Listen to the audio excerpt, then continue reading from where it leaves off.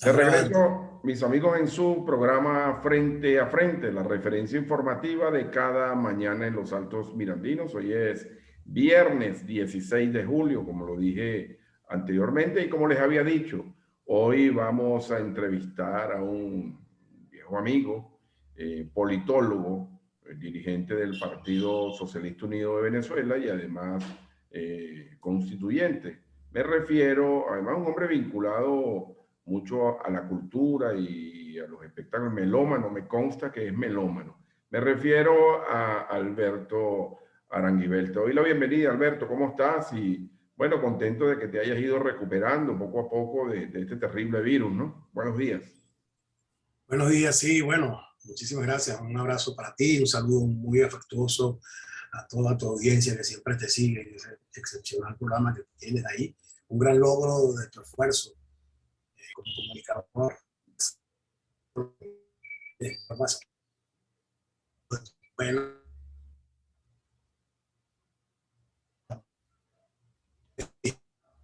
eh, saliendo de una crisis con el COVID, pero de la no despedimos, por eso estamos haciendo esto de esta manera, ¿no? Perfecto. Alberto, bueno, importante que estés recuperado, ¿no? Quiero comenzar nuestra entrevista en la mañana de hoy hablando sobre las declaraciones del presidente Maduro cuando pone condiciones para sentarse en la mesa de diálogo, entre ellas que le levanten todas las sanciones como condición sine qua non para sentarse en esta mesa de diálogo. ¿Tú ves esto factible? ¿Tú lo ves viable que se levanten todas las sanciones que está pidiendo el presidente de la República, que se levanten? Bueno, fíjate, la solicitud de diálogo planteada no es sino la continuación de lo que desde un primer momento de su gobierno planteó como política el presidente Nicolás Maduro. Ha sido un persistente invocador de la necesidad del diálogo en el país, sobre todo porque nosotros tenemos en desgracia en Venezuela, como se ha constatado desde hace ya casi un cuarto de siglo, de que la oposición que hay a la revolución bolivariana no es una oposición propiamente política, es un grupo que se constituyó en una suerte de grupo de acción para tomar el poder por cualquier vía, menos la vía democrática, la del voto, sino precisamente tratando de evitar todo el ritual democrático de la búsqueda del voto en el pueblo, con el trabajo en las comunidades y luego con el llamado a que voten por sus candidatos, sino ir directamente a la búsqueda de derrocar el gobierno revolucionario, primero del comandante Chávez y ahora del presidente Maduro, para hacerse del poder. Eso lo ha visto el país, lo ha visto el mundo. Esa ha sido la modalidad de política violenta, si es que pudiera llamársele política, que ha tratado de instaurar esta gente en el país.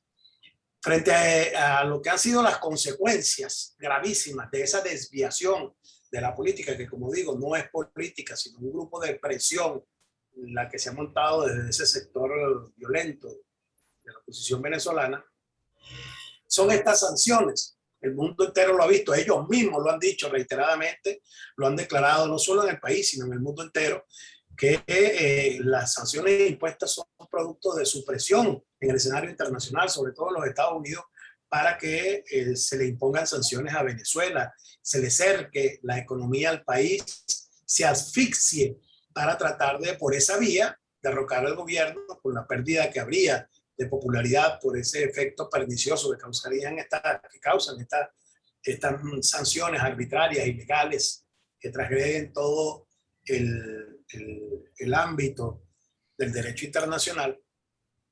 Y en relación a eso, entonces, el presidente ha planteado que sí, él ha sido un gran promotor del diálogo, pero un diálogo político, un diálogo dentro de los parámetros de lo que debe caber en la política y no el diálogo con una gente que te está chantajeando con fusil con un puñal puesto en el cuello, como es esta terrible situación del cerco económico y la amenaza permanente que pende sobre Venezuela por parte del imperio norteamericano.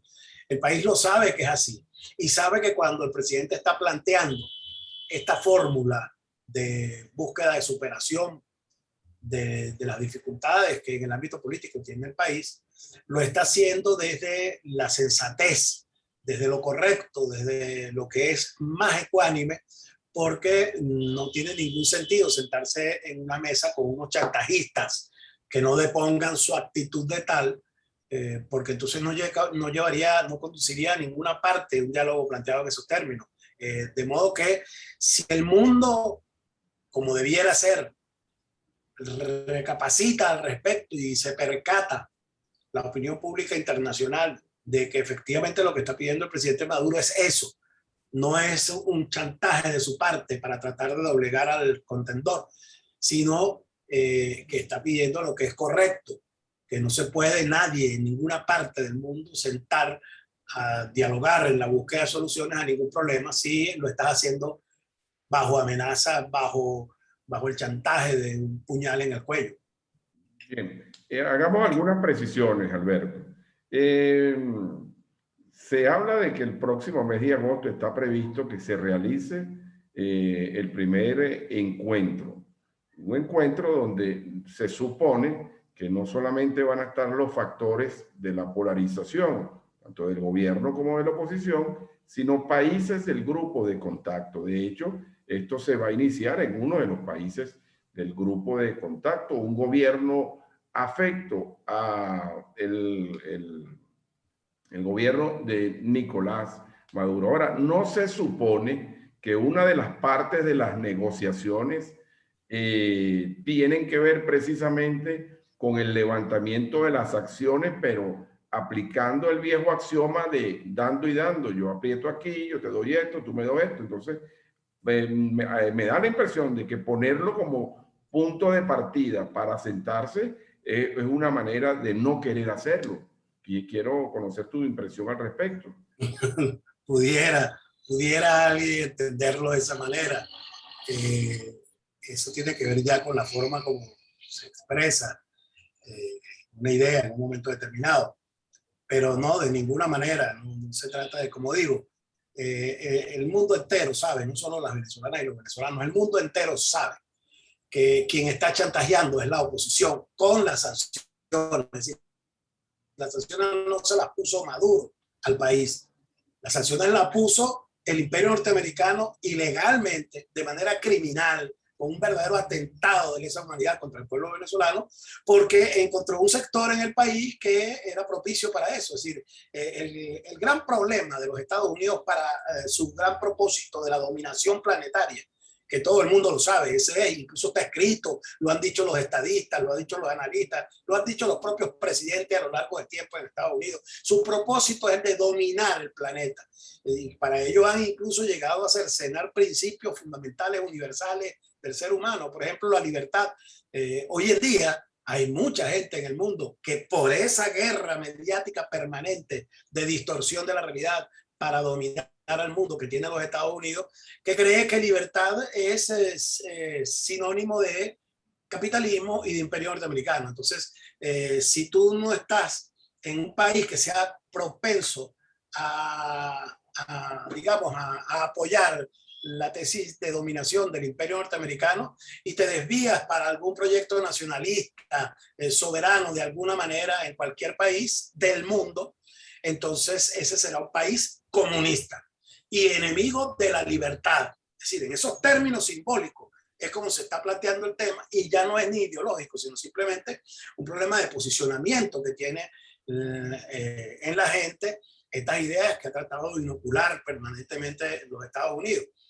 El mundo sabe que quien ha aplicado las sanciones en Estados Unidos y quien las ha pedido ha sido un sector vendepatria, porque no tiene otro nombre. Yo no estoy insultando, yo estoy diciendo lo que es el sector ese sector, como lo ha habido a lo largo de la historia de muchas naciones en momentos de conflictos internacionales con otros países o con otros países, ha habido quienes entregan su patriotismo, lo venden y lo transforman en simplemente en convertirse, digamos, en mercenarios contra esa patria originaria. Eso ha sido así en la historia de la humanidad, lamentablemente. En Venezuela hay un grupo que, como digo, no es surgido de la política, no surgieron de la práctica política como los adecos, los copellanos, que tienen una trayectoria de debate ideológico, que ha confrontado la socialdemocracia, el socialcristianismo con el comunismo, el socialismo, etcétera. Ha habido en esa crisis profunda que tuvo a fin del siglo XX el puntofijismo en Venezuela, que se vinieron abajo los partidos del llamado puntofijismo, los partidos del estatus de entonces, un vacío que llenaron un grupo de muchachos que eran entonces, hoy son todos unos viejos, pero en aquel momento eran un poco esas galetones que venían de sectas fanáticas como Tradición, Familia y Propiedad en su mayoría, y ellos fueron los que fundaron a punta de corrupción, financiándose con dineros mal habidos de PDVSA, como se comprobó más de una oportunidad y se comprobó sobre todo en el Parlamento, en la Asamblea Nacional, en un momento en que Diosdado Cabello presentó esas pruebas de cómo habían recibido dinero de PDVSA. Entonces se constató siempre que no era un grupo político, sino un grupo de zagaletones que buscaban hacerse del poder porque no había, digamos, el tradicional sector político que estuviera ahí debatiendo con la propuesta que traía el comandante Chávez desde el punto de vista político. Entonces, esa gente ha sido así, la ha conocido el país, la ha conocido el mundo. Ellos son los que han pedido las sanciones, ellos son los que están generando la crisis para después aparecer como los salvadores, diciendo yo tengo la solución. Y cuando tú revises, todos los twitters de Guaidó hablan exactamente en esos términos. Si a mí no me dan tal cosa, yo no levanto las sanciones. No se levantarán sanciones hasta que no sé cuánto para mí. Es decir, está hablando un chantajista. El presidente Maduro lo que está planteando es, no puedo ir a una mesa con un chantajista que no deponga el chantaje. Y eso es perfectamente legible. Bien, fíjate, pero buscando, lo que quiero es a ver si nos acercamos a poder entender si es que entonces este proceso de negociación o de diálogo o de encuentro, como lo quieran llamar, porque a algunos parece que le da pena aceptar que en la política hay negociación, a otros le da pena aceptar que en la política hay diálogo, en fin. Con estas condiciones, entonces, porque es evidente, Alberto, es evidente que no va a haber un levantamiento de sanciones. Es evidente que el tema de las sanciones se va a discutir en la mesa. Se va a discutir. Entonces, pero okay, claro. Entonces te lo pongo en estos términos. Vamos a ver si yo logro avanzar un poco más en lo que ya empiezo a intuir, que es más o menos lo que tú estás tratando en realidad de que nosotros aquí evacuemos, digamos, como idea. Claro. Te lo pongo en estos términos, para ver si eso es lo que tú quieres decir. Tú lo que quieres decir es que sería mucho más fácil y seguro que se diera el diálogo si Maduro no pone condiciones. No, no, eso no es lo que yo quiero decir. Yo lo que quiero decir y lo que te estoy preguntando es lo siguiente. Esa condicionante va a impedir que se realice el diálogo. Lo que yo... Pero es lo mismo. Es lo mismo. Bueno, es decir, si Maduro no pone condiciones, sí va a haber diálogo fructífero. Y si el opositor Alberto dice lo siguiente, bueno, yo voy al diálogo si liberan a todos los presos políticos. No es la misma. Entonces, no es lo mismo. No es lo mismo, porque ellos están defendiendo unos maleantes que están presos ahí no por políticos, sino porque han estado delinquiendo, han atentado contra la vida venezolana. Es decir, ellos tienen procesos que están suficientemente sustanciados en los órganos competentes, en la fiscalía, en los tribunales, como para demostrar que no son políticos, sino que son gente que con la fachada política, como lo que acaba de demostrar esta misma semana el presidente de la Asamblea Nacional, Jorge Rodríguez, ahí se ve claramente lo que nosotros sospechamos desde siempre, o supimos desde siempre, que esta gente usa la política como fachada, y ahí lo dicen ellos en los intercambios que tienen de las conversaciones telefónicas en el WhatsApp. Ellos dicen, Leopoldo López le dice, sí, deja que los muchachos sigan haciendo el juego de que van a ir a las elecciones y tal, y engañen a la gente con eso, que nosotros seguimos por acá en la búsqueda de el estallido social que buscamos para Caracas con las bandas maleantes. Entonces, es decir, para tratar de aterrizarlo un poco desde ese ángulo, que no es el que tú estás planteando, pero que es el que yo creo que podríamos desarrollar para darle una vuelta a esto. Okay. Si Maduro no hace ningún planteamiento o ninguna propuesta de condición para ir al diálogo, ¿sería más expedito el diálogo? No. No, no, no. ¿Por qué? Porque quiere decir que te sentarías como cuando te sentaste con unos tipos que dijeron que sí, que ellos iban al diálogo, cuando se sabía que lo que iban era a petardearlo desde adentro, a dinamitarlo desde adentro, como fue la ida de Julio Borges, Manuel Rosales a Santo Domingo. Y delante del presidente de Santo Domingo llegaron a los acuerdos, hicieron todos los planteamientos que hubo en los debates ahí intensísimos, según se describió después, y en el momento de la firma echaron para atrás como para hundir el barco de la negociación antes de que llegara a tierra. Entonces, ¿qué es lo que se está planteando en realidad en esto? Se está planteando en primer lugar, no es un asunto de beneficio para Maduro, es para el país. Los que están pasando trabajo son las venezolanas y los venezolanos, sufriendo con todas estas limitaciones económicas. No es 4 barrigoncitos metidos presos, amigos de ellos, y tal, los que van a venir a poner, digamos, a empatar el juego como que si fueran los venezolanos. Esos son unos sinvergüenzas, son unos delincuentes, están comprobados como tales y están siguiéndose los procesos que de acuerdo a la Constitución deben cumplir para que se les haga un juicio formal y se les respeten sus derechos humanos. Pero no se trata de que vamos a ver cómo evadimos las leyes para ponernos de acuerdo. Tú a ver cuál te salta y yo a ver cuál me salto. No, Maduro está pidiendo es que se precisamente restituya el derecho de las venezolanas y los venezolanos a una vida con independencia y soberanía como lo dictan las leyes y el derecho internacional. Eso es lo que está pidiendo el presidente Maduro. Alberto, tengo que hacer una pausa. Al regreso de la pausa quiero insistir con este tema. Pensé que lo íbamos a desarrollar más rápido, pero quiero insistir con este tema para ver si dejamos algo claro, ¿no? Si dejamos algo claro, pues obviamente cuando las dos partes se ponen tirantes es muy difícil sentarse. Vamos a hacer una brevísima pausa y al regreso, mis queridos amigos, continuaremos conversando con Alberto Aranguibel, politólogo, dirigente del Partido Socialista Unido de Venezuela, constituyente, en su programa Frente a Frente, la referencia informativa de cada mañana en los Altos Mirandinos. Ya iba a decir en su programa Boxeo Plus, es un programa de radio, es un programa de radio que tengo todos los días. Ya venimos, mis queridos amigos. Ok. Ya de regreso con Alberto Aranguibel en su programa Frente a Frente, la referencia informativa de cada mañana en los Altos Mirandinos. Conversamos con Alberto Aranguibel. A ver, Alberto, vamos a ver si podemos poner un cable a tierra, ¿no?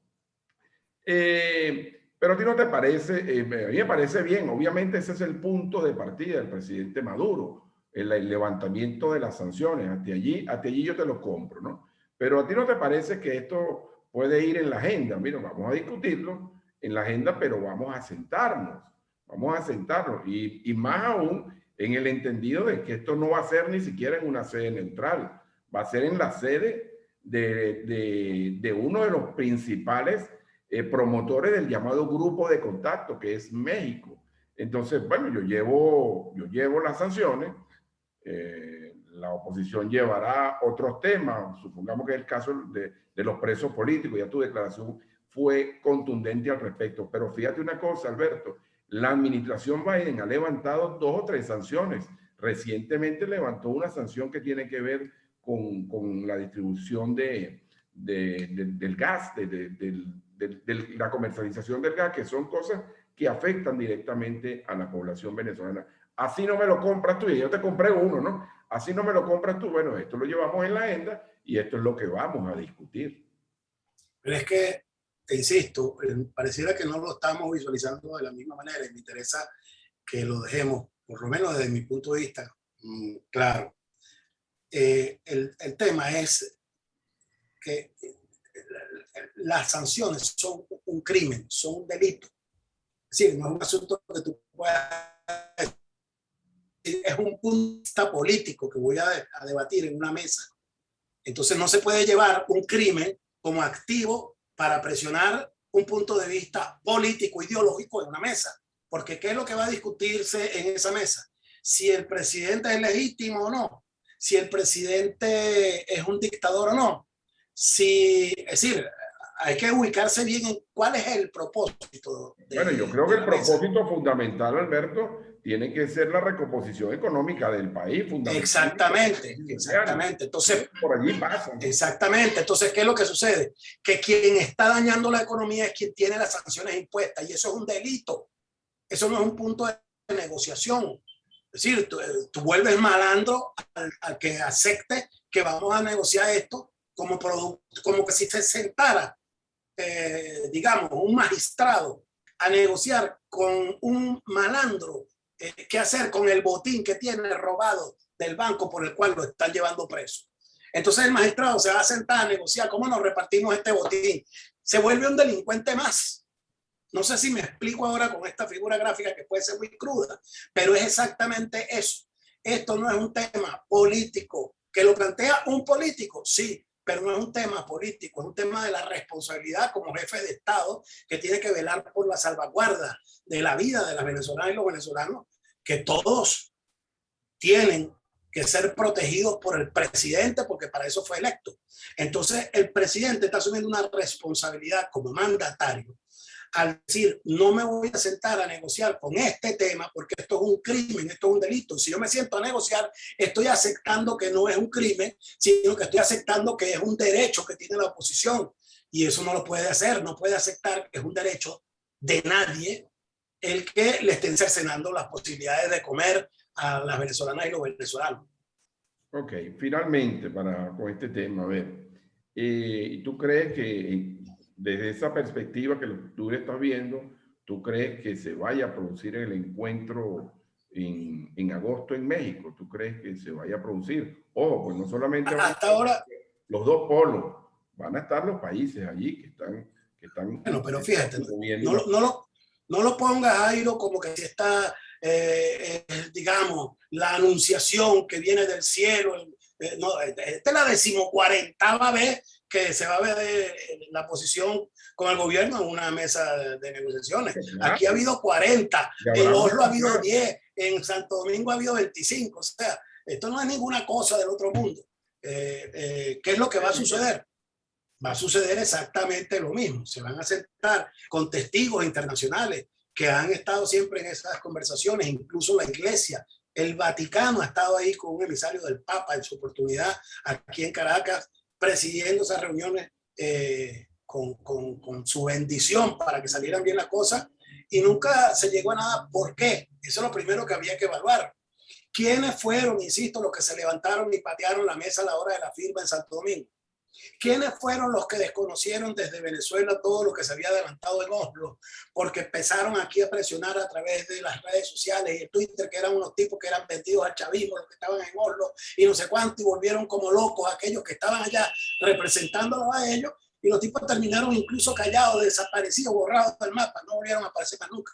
Entonces, esta gente tiene un claro, firme, reiterado propósito, nada oculto, nada velado, de que quieren hacerse del poder no por la vía democrática. Y si tú te sientas en una mesa, como tendrían que sentarse ellos, se van a sentar en la construcción de un modelo democrático de intercambio entre las fuerzas políticas para la solución de los problemas del país. Y ellos no quieren eso, lo dicen permanentemente. Revísate todas las declaraciones de María Corina, todas las declaraciones de Julio Borges, todas las declaraciones de Leopoldo López, que son los grandes jefes de toda esa situación de la oposición, y vas a encontrar que ninguno quiere aceptar una vía democrática de intercambio con el gobierno para superar los problemas. Entonces, ¿qué es lo que va a suceder?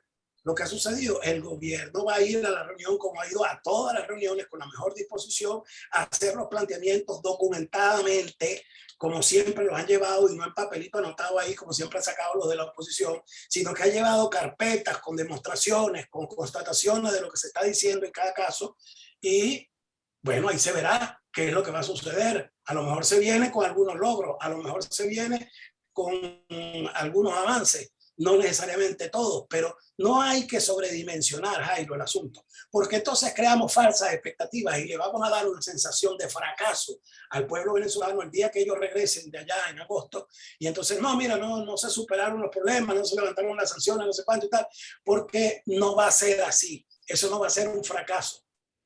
El solo hecho de que se esté avanzando con el grupo de contacto, que como tú dijiste al principio, quiero diferir de ti, México no es un aliado del gobierno de Maduro, de ninguna manera, ni lo es el de Argentina, ni lo es el de Perú. Son gente que no participan de las acciones orquestadas por el Departamento de Estado norteamericano para acorralar a Venezuela y tratar de derrocar el gobierno con la presión internacional. Es una cosa distinta. El hecho de que ellos mantengan la neutralidad y una posición positiva. ¿Y el Grupo de Lima tendría la misma categorización? Tiene la categorización de que es el grupo que está presionando para derrocar el gobierno. El único propósito estatutariamente con el que nace ese acuerdo de integración internacional es el único acuerdo internacional para ir contra un gobierno, no para favorecer a los pueblos, como por ejemplo... Fíjate una cosa, Alberto, nos hemos centrado en el tema de Estados Unidos y el tema de la Unión Europea. El tema de la Unión Europea, que también está muy pendiente de esto, y hay muchos gobiernos también progresistas, de izquierda, y también están en la búsqueda de una solución pacífica. Me gustaría que me hicieran un comentario de eso, pero te voy a poner dos en uno para que la respondas y no interrumpirte tanto. Lo primero, si tú eres politólogo, si tú estuvieras en esa mesa de negociación, ¿qué crees tú que es lo que puede ceder el gobierno frente a la oposición venezolana? Y la otra parte del combo este que te estoy haciendo es lo siguiente: ¿con qué parte de la oposición te gustaría que se sentara entonces el gobierno de Maduro? Porque la oposición venezolana está fragmentada y en eso tiene que ver muchísimo el gobierno. Ahí te la dejo. Bueno, sí, pero ojo, primero te quiero precisar, y me perdonas, lo había hecho antes. Yo no soy politólogo. Ah, caramba. Yo soy comunicador y he estado en la política desde que soy muy joven. Pero eres asimilado. Exactamente. Lo segundo, no podría, sería insensato de mi parte tratar de hacer un ejercicio de escogencia de cuál pudiera ser un sector de la oposición que uno viera como, digamos, con nombre y apellido, como gente sensata, ecuánime o favorable a una propuesta de acuerdo con ellos. Por primero que nada, porque el problema de la oposición ha sido precisamente desde el primer día, y lo hemos dicho, yo lo he dicho personalmente en infinidad de artículos, escritos, análisis en televisión y en radio que he hecho durante años, la oposición no es un sector que está cohesionado porque tienen una voluntad integracionista, unificadora del país, con base en ideales y voluntades de construcción de un proyecto de país favorable a todas y todos los venezolanos. Eso es mentira. Esa gente está reunida con salivita del oro desde el primer día porque ellos tienen diferencias intrauterinas. Desde antes de nacer, ellos vienen con diferencias de fondo, irreconciliables entre ellos mismos. Es decir, imagínate tú, un Adeco y un Copellado que de verdad fueron puntos de gato. Es una cosa impensable. Esa gente se odió toda la vida, aunque trabajaron en función del punto fijo, pero era para eso, para alternarse en la repartición del botín que ellos tenían en Venezuela, acercando toda la posibilidad de cualquier movimiento de izquierda, etc. Pero hay muchos adecos que terminó siendo pesuita y hay copellanos también. Bueno, porque ¿qué es lo que sucede?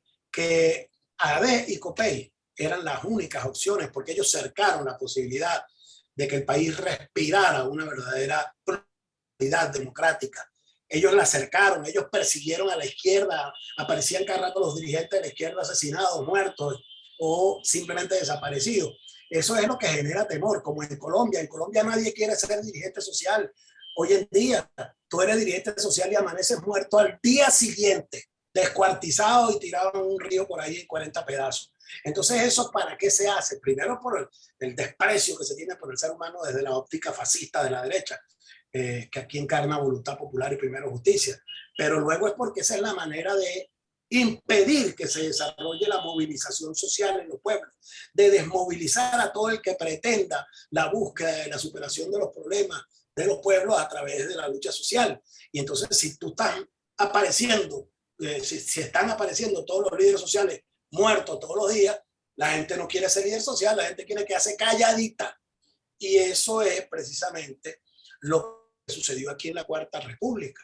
Aquí la gente, tú la veías que decía, mira, que hay problemas en el Gustavo Herrera, y la gente vivía en Petare y no salía de su casa porque había allá, en los dos caminos, situaciones ahí o había allá en el Pedro Emilio Cole, en coche, había una manifestación, estaban quemando caucho, decía, nadie salía del valle, ni de coche, ni bajaban de San Antonio porque había problemas allá abajo en el valle.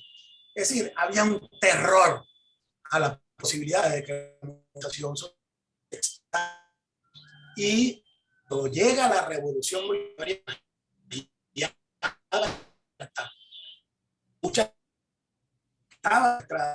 vio, este sí es un proyecto de país, este sí es el proyecto que quiero, no aquel en el que yo estaba engañado, no aquel que me tenía atemorizado. Pero ven acá, y la revolución bolivariana nos trajo también una carga de violencia con los primeros discursos y con todas las cosas que hemos visto. Yo creo tampoco que podemos poner ese que a alguna gente le pareció violento. No podemos dividirlo en buenos y malos, ¿no? Es que no sé, me lo estás poniendo tú en un extremo que no es el que yo veo como el auténtico, digamos, de lo que pasó. Lo que sucedió aquí es que se quiso vender que la revolución era la violenta porque el comandante venía de una rebelión cívico-militar, la rebelión popular del 4 de febrero, y entonces ahí cayó la etiqueta. Pues al día siguiente todos los medios de comunicación del 4 de febrero en adelante empezaron, yo los recuerdo, los grabé, tenía una cantidad de videos de eso, el Canal 4 poniendo desde el Negro Lotario hasta Guillermo Dávila, diciéndole al pueblo que se fueran a sus casas, que se encerraran, que no robaran más en los abastos, que no saquearan, que no sé qué. Es decir, era el pueblo culpable como que había salido a asaltar el país. Claro, y no fue eso, se vendió como que era un terrorista que llegó al poder y nunca fue eso, fue un hombre, como se fue viendo, que iba a buscar el bienestar para las venezolanas y los venezolanos y lo trajo. Hasta hoy en día, mira, lo que quiere la gente regresar es al 2013, no es a 1994, no es a esa época terrorífica de Cadivi ni nada. La gente quiere volver al bienestar que trajo el comandante Chávez, que era real, que la gente viajaba a todas partes, que le daban dólares ahí y la gente salía y cada que después lo bachaqueaba y lo vendía por allá en Perú y lo intercambiaba, es otra cosa. Eso fue parte de las distorsiones que había que haber atendido y corregido. Pero la gente tenía un nivel de bonanza. El sueldo más alto de Latinoamérica lo teníamos durante toda la revolución por primera vez desde que somos república. Es a ese bienestar que la gente está reclamando, que quiere carro, Orinoco otra vez, que le llegue a la gente, quiere apartamentos, quiere cosas. Es eso lo que trajo la revolución. Y después entonces ya el comandante no era, tú te ves, cuando el comandante Chávez fallece, al mes siguiente me encontraba yo más escuálido diciendo, no, mira, el presidente Chávez sí era un buen presidente, ahora Maduro es el que es malo. Es decir, el comandante Chávez bueno después que se murió. Entonces, hay mucho de distorsiones y tú lo sabes como comunicador que se le han metido a la gente producto precisamente de la pretensión del imperio norteamericano de dominar por el temor, por el terror, buscando la desmovilización social, buscando la desmovilización de los pueblos. Y es por eso por lo que no ha caído el gobierno de Maduro, porque aquí el pueblo está movilizado en defensa de su revolución y de su país, a diferencia de lo que pudiera pasar en otros países, por ejemplo, que sin nombrarlo, vemos que hay diferencias. Hoy podríamos decir lo mismo de Cuba.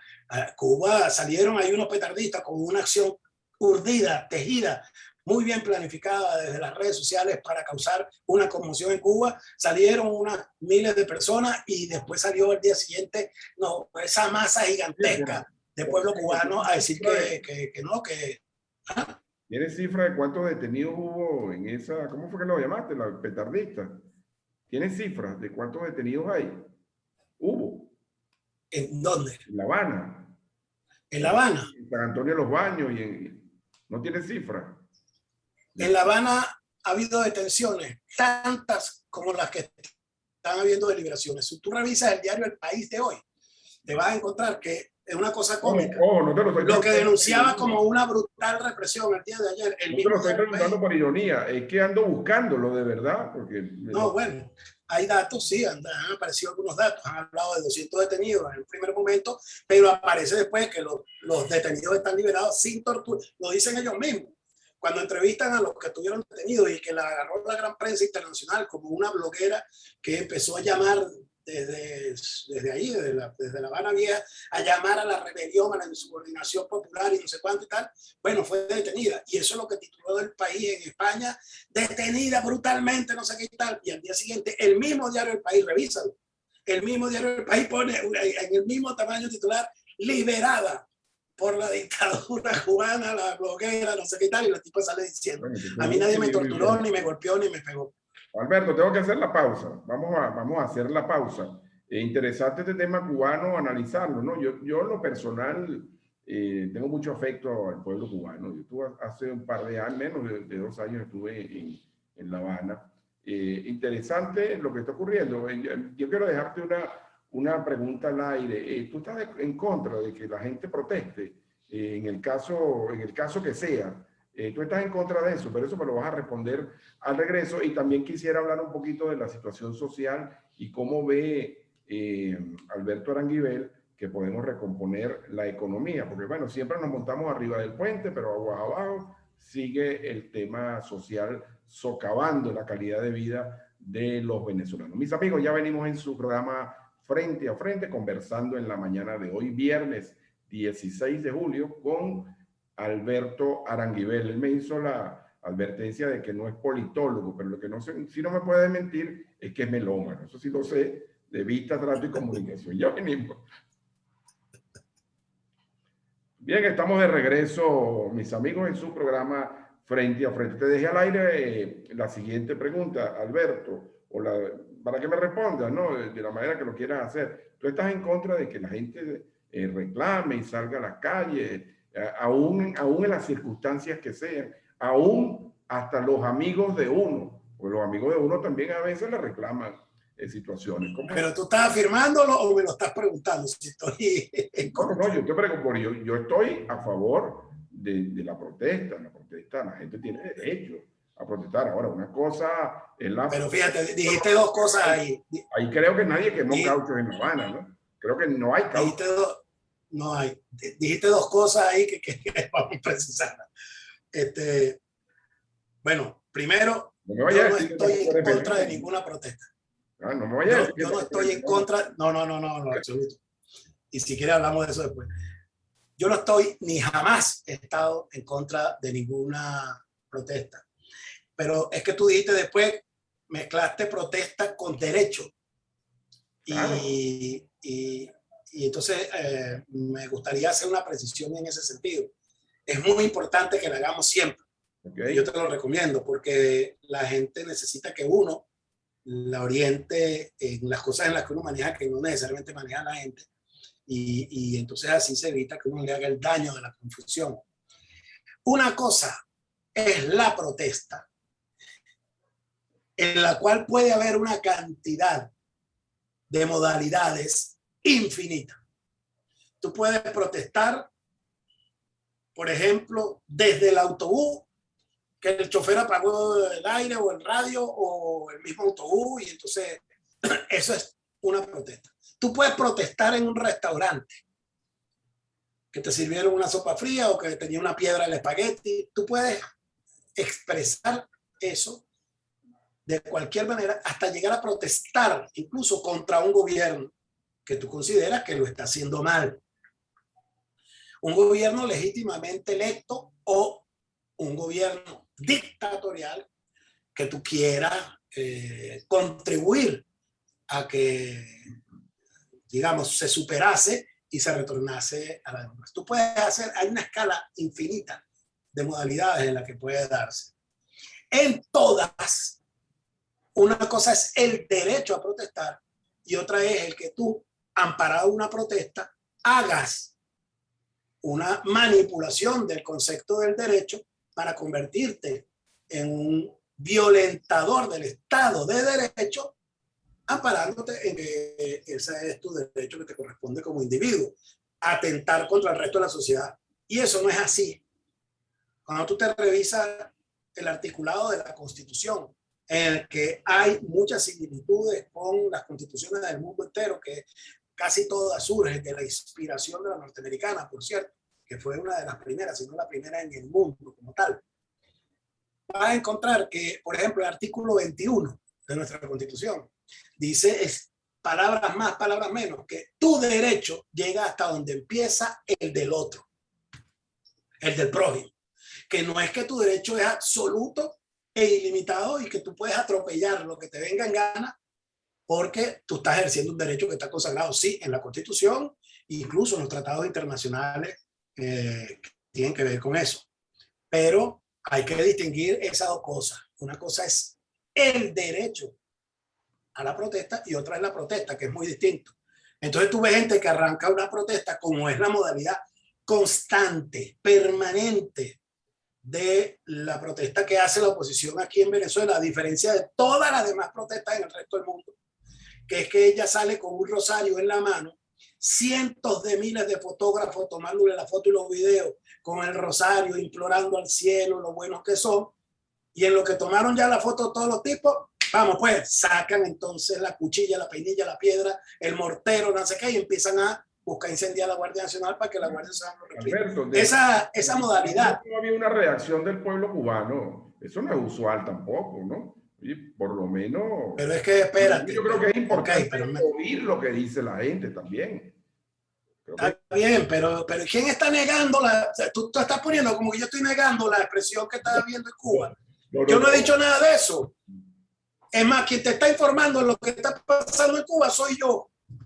Porque yo te estoy diciendo, sí, ahí hubo una movilización de unos cuantos miles de personas y después hubo una respuesta de cientos de miles que salieron a decir que no, que no es así, que yo no estoy de acuerdo.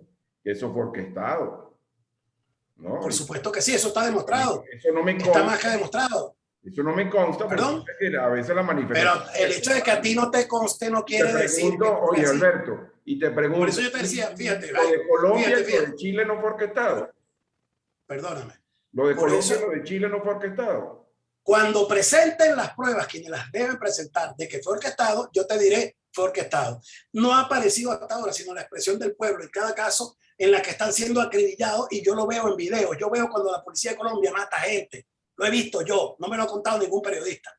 Pero en Cuba no hay un solo video de represión, y tengo, como te lo acabo de decir, en el diario del País, que es anticomunista furibundo, tengo la declaración de la cubana que dice que nadie la maltrató ni la torturó cuando la detuvieron ayer. Bien. Entonces, esas dos cosas las tengo yo como verdad. Bien. Tú tienes una suposición que tú quisieras que hubiera para empatar el juego. Es que yo no estoy opinando del hecho. No, pero estás poniéndolo como que tú necesitas que se empate el juego. No se puede empatar. Mira, las revoluciones, es que aquí te lo pongo de esta manera.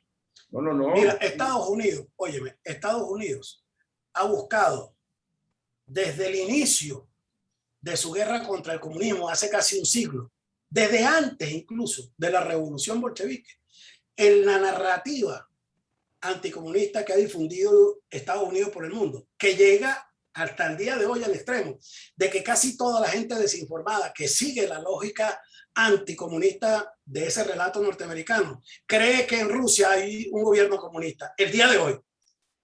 Y este es el cuarto gobierno de Putin que le gana a 3 candidatos. El último es el del Partido Comunista, que siempre llega por allá de último, con el 7%. Y el promedio de la votación de Putin, que es anticomunista, es del 70% de los votos. Es decir, lo que menos hay en Rusia es comunismo. Pero la mayoría de la gente cree, por lo que dice Estados Unidos, que es que en Rusia hay un régimen comunista que amenaza a la humanidad y va a pervertir el orden mundial y va a acabar con la economía. Eso es lo que cree la gente. ¿Por qué? Por la desinformación. Y yo te voy a decir dónde es que está el fenómeno que tú estás buscando, porque te lo tengo que decir, porque aquí están exactamente las pruebas. Lo que pasa es, por cierto, hay un video que te voy a pasar también, donde se ve claramente lo que está sucediendo con Cuba. Tú que dices que yo o te parece que no estoy informado al respecto. No, En Chile, no, el día de ayer, en el empeño fascista del gobierno de Piñera y de sus medios de comunicación, que fueron los que derrocaron a Allende y se han mantenido ahí, digamos, como el sector hegemónico de la sociedad chilena, frente a la embajada de Cuba en Chile, en Santiago de Chile, se llevaron a un sujeto, a un anticastrista, y lo pararon en la puerta con el escudo de la embajada atrás. 15 medios de comunicación. Y el hombre hablando de que sí, que hay que sublevar al pueblo. Él estaba solito. Y sale los 15 periodistas diciendo que había un gran tumulto de gente. Y tú lo oyes en el video que captó una persona que iba pasando y le tomó con el celular, no con las cámaras de la televisión. Porque en la televisión lo que sale es el tipo pegando gritos frente a la embajada cubana. Todo el mundo dice, ¡pum! Se alzaron los chilenos también contra la revolución cubana. Y es completamente falso. Los chilenos están alzados contra Piñera, pero ellos no logran ocultar eso. ¿Por qué no lo pueden ocultar? Porque la gente que le han reventado los ojos. Hicieron un ejercicio constituyente, Alberto. Hicieron un ejercicio constituyente, ¿no? Por lo menos le dieron una respuesta al pueblo. ¿Ok? Hermano, ok, está bien, espérate. No hicieron. Piñera no hizo nada, lo hizo el pueblo que salió a la calle a pelear por su legítimo derecho, es lo que te estoy diciendo. Pero yo no voy a defender, yo te estoy diciendo. Oye, yo no voy a defender a Piñera porque no me identifico con Piñera. Pero entonces no entiendo. O sea, ¿qué es lo que tú quieres comparar? Tú estás comparando, como diría Rosales, pera con olmo. Yo lo que quiero es que hagamos esto en un plano lo más objetivo posible, porque... objetivo que te estoy diciendo. Eso es objetivo, lo que te estoy diciendo es objetivo. Yo apelo a la veracidad de la documentación. Yo no soy un tipo que pega gritos en las redes sociales y dice barbaridades. Fíjate, ahí apareció un señor que está explicando científicamente con documentos que pone, porque pone las cartas, pone los informes de las empresas norteamericanas que dejan claro que es perfectamente espiable la red WhatsApp, por mucho que ellos te ponen a ti que eso es ultra secreto, de punta a punta, está encriptado, bueno, todo lo que tú dices. Y resulta que... Yo estoy sorprendido. Hermano, pero ¿cómo vas a estar sorprendido pero tú si el imperio norteamericano se basa en... espérate, el imperio norteamericano se basa en el espionaje. ¿Tú sabes por qué está perseguido Snowden y por qué está Julian Assange perseguido? Y el G2 cubano también. Está bien, pero el G2 cubano no está montando esta olla de que es absolutamente indescifrable la cosa del WhatsApp. Eso lo está inventando una empresa norteamericana, gringa, que dice que ella, para vender más, dice que ella no está espiando lo que nadie dice y nadie puede entrar ahí. Oye, hermano, en todas partes del mundo se sabe que son absolutamente violables. Y sale hoy un señor, que es un científico, explicando eso en un hilo como de 25 tweets, donde el tipo explica con documentos cómo es que es perfectamente espiable la red WhatsApp, que existen equipos israelíes, norteamericanos, alemanes que permiten, que están diseñados para eso, para leer los teléfonos. Y resulta que, óyeme, de ahí para abajo, tú lo que lees es una cantidad de ignorantes, todos de oposición, todos guaidonistas, todos diciendo, no, que mira el loco ese, irresponsable, el chavista ese, no sé, y el tipo lo que menos es chavista, pero tú te das cuenta de cuál es la diferencia que hay en el debate. Unos tipos que lanzan acusaciones arbitrarias sin sustentarlas. No podemos calificar a los que no están de acuerdo con la forma como uno piensa de ignorante.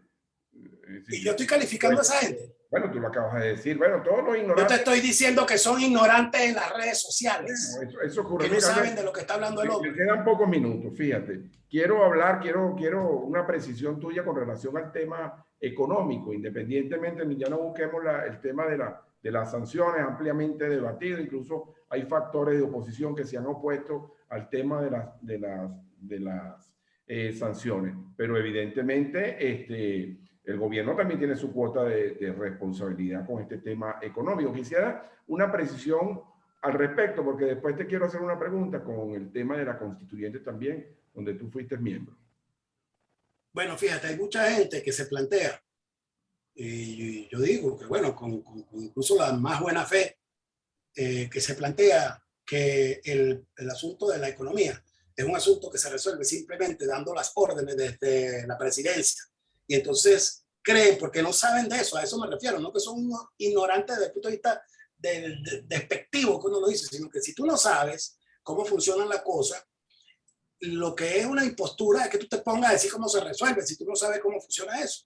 Entonces mucha gente cree que es que, y hay incluso gente que desde la revolución ha favorecido esa tesis de que es que Maduro no quiere subir el sueldo y por eso que estamos donde estamos. Que el problema es que Maduro tiene una política económica desacertada. Ninguno plantea cómo es que es la acertada, para empezar. Pero es que el problema es que tú no la puedes desconectar de la realidad que tienes. Si te lo ha dicho 40 veces el presidente. Una cosa es la gestión de gobierno cuando tienes dinero para gobernar y otra es la gestión de gobierno cuando no tienes ni una puya.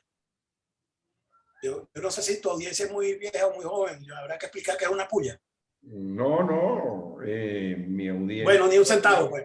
Y la mayoría de mi audiencia sabe que es una puya y además extraña las puyas y extraña el efectivo. Exacto. Y extraña las monedas. Claro, entonces, claro. Y también sabe toda esa gente que la extraña cómo fue el proceso de saqueo de nuestro Fondo Monetario hacia Colombia con una operación sistematizada por la guerra contra Venezuela, que sí tiene que ver con la situación de crisis económica, porque tú no puedes separar Dollar Today y la norma de Colombia que favorecía el cambio de la divisa venezolana en dólares de manera preferencial para ellos, con lo cual se montó el saqueo a través de la frontera, que se llevaron todos los billetes, no una ni dos, sino 4 veces nos dejaron sin cono monetario. Y frente a esa situación, gobernar sin recursos, con la caída del 99% del ingreso.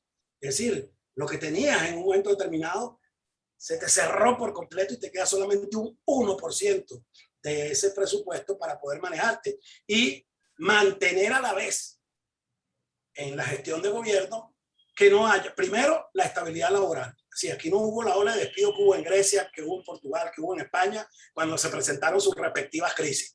Jamás ha habido esa ola de despido aquí. ¿Por qué? Porque aquí se ha protegido con una ley que garantiza la estabilidad laboral, como en ningún otro país se ha garantizado, se ha protegido al trabajador venezolano.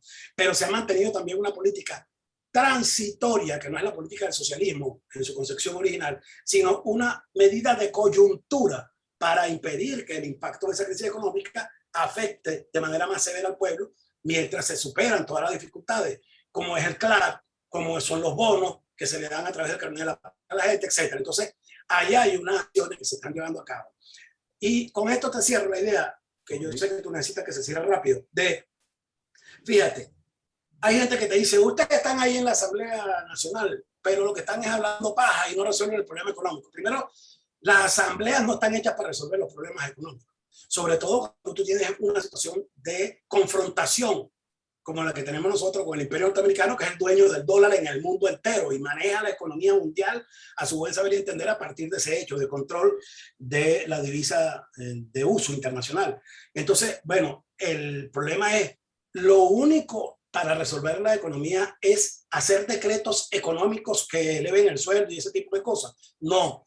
Cuando tú estás haciendo, por ejemplo, esto con lo que empezamos el programa, avanzando en la solución del problema político, tú estás favoreciendo la recuperación económica. ¿Por qué? Porque lo que se cree internacionalmente, en gran medida por culpa precisamente de todo este accionar desestabilizador de la oposición, es que aquí hay un Estado fallido. Entonces ese Estado fallido nadie le reconoce crédito, nadie le presta dinero, nadie invierte en el país y eso ayuda a deprimir la economía. Desacelera la dinámica económica porque se paraliza la banca, se paraliza el intercambio financiero, etc. Cuando tú favoreces la estabilización del país, cuando haces que durante varios años, a partir de la constituyente hasta acá, no haya habido más conflictos callejeros, no haya habido más situaciones de conflicto y de represión, ni de incendios en la guarimba, ni de nada de esto, tú estás favoreciendo que haya la recuperación de la credibilidad en el país, la estabilización en la imagen internacional del país, y eso todo va a beneficiar la economía. Cuando tú estás haciendo lo que anteayer vimos en el programa con el presidente en su semana productiva, que hace en su programa de la semana productiva, y vemos lo que ahí está revelando, por ejemplo, el ministro de Agricultura. Aquí hasta hace apenas 2 años nosotros hablábamos de que las 2 únicas harinas de maíz para hacer arepa eran dos, las más famosas, la grandota empresa y otra por ahí. Pero no, hoy en día hay 300 marcas. No, hombre, aquí no bueno, la harina pan y la harina Juana eran las que había. No, y ahora hay 300 marcas, que son muy buenas la mayoría, por cierto, que yo las he probado casi todas. hay 300 marcas de café y ha sido reconocido por los caficultores. Aquí tú no ves protestas de caficultores. ¿Te acuerdas que eso era una constante toda la vida?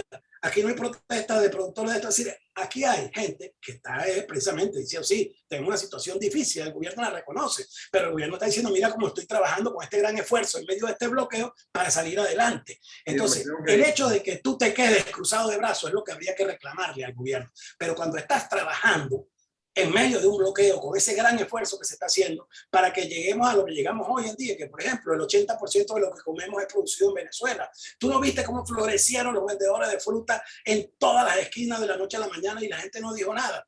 Bueno, ahí estaba el país respondiendo en un momento de crisis severo. Hace apenas 2 o 3 años nos quedamos con los ojos abiertos por eso, pero otra gente lo notó. Claro, pero también el poder adquisitivo, arena y sal. Bueno, pero fíjate. Pero es obvio, hermano. Tú quieres que haya un país igual que Estados Unidos, pero en medio de la guerra que no hemos tenido. Y esto se puso bueno al final, tengo que irme. Pero no quiero irme sin que me hable rápidamente, Alberto. Quiero hablar como corporación, no en el caso de Alberto Aranguibel, porque yo te conozco, pero sirvió para algo finalmente la constituyente, porque primero se dijo que para pacificar el país, bueno, no hubo guarimba, no hubo nada de eso, bueno, ¿quién ¿Y eso te parece poquito?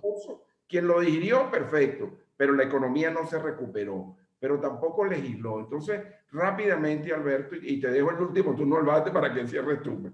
¿Ah? Oye, bueno, fíjate, la constituyente no es una legislativa, no es un poder legislativo, no, es que yo es un poder constituyente. Perdóname, cuando... pero no me quites el tiempo con que... Pero déjame hacer la aclaratoria. Cuando leo la legislación, me refería al tema de la Constitución, al tema y quiero hacer la aclaración. Ok. Se dijo desde el primer día, desde antes de asumirse la constituyente, que había unas bases comiciales que son las que mandan lo que debe hacer. Es decir, de acuerdo a la Constitución, tú no llegas a la constituyente a hacer lo que a ti te dé la gana. Eso está perfectamente estructurado en la Constitución vigente y está en las bases comiciales que, de acuerdo a la Constitución, son las que mandan lo que debe hacer. Entonces, en esas bases comiciales estaban establecidos cuáles eran los parámetros sobre los que debía trabajar la constituyente y eso fue lo que hizo. La constituyente, primero que nada, reafirmó ante el país y ante el mundo que aquí no había un estado fallido, como hasta esos días con la guarimba estaba diciendo la oposición, que con 17 municipios de los 335 que hay en el país incendiados, como no tenía, entonces ya estábamos al borde de una guerra civil y que venía era la catombe y que era necesaria la invasión. Se paralizó la invasión, se paralizó absolutamente solamente con la elección, en cosa de horas. Y eso es el mayor logro que en décadas hemos tenido como república y que vamos a tener en lo sucesivo, porque al nosotros garantizar que no haya una invasión, que no haya una guerra, nosotros estamos haciendo lo más importante. Todo lo demás es importante, pero esto es lo más importante, porque tú no vas a tener recuperación económica con los marines aquí adentro, ni con la gente ametrallándote a tu hijo, ya no están matando a la gente en la calle, los soldados que nos vengan a invadir, ni con la bomba cayendo. Entonces, ubiquémonos bien en lo que estamos hablando. No demeritemos los grandes logros que ha tenido en este momento la revolución, salvando la patria y salvando al pueblo venezolano. No lo demeritemos, es injusto, pero además es injusto con la venezolana y los venezolanos que tienen patria, gracias a que se ha impedido que el plan del Departamento de Estado norteamericano cristalice en Venezuela. No han podido pasar, muy a pesar de Guaidó, de toda la cáfila de delincuentes que lo rodean a él, que nos han saqueado, que nos han asaltado nuestros erarios en el exterior, todos los activos de la República los han saqueado, pero aún así no ha caído la legalidad, la constitucionalidad ni la patria. Tengo que irme, Alberto. Te agradezco mucho el tiempo que te tomaste en la mañana de hoy, porque yo sé que te estás recuperando, pero te pusiste eufórico, te pusiste como... No debía hacerlo. Me dijeron que debía hacerlo con calma. Como eres, vehemente, y eso me parece bien, y eso nos obliga, nos compromete a hacer un nuevo programa. Así que esta historia continuará, Alberto. Muchas gracias de verdad por tu tiempo. Cuando gustes. Un gran placer. Un saludo para ti y para tu audiencia. Gracias, Alberto.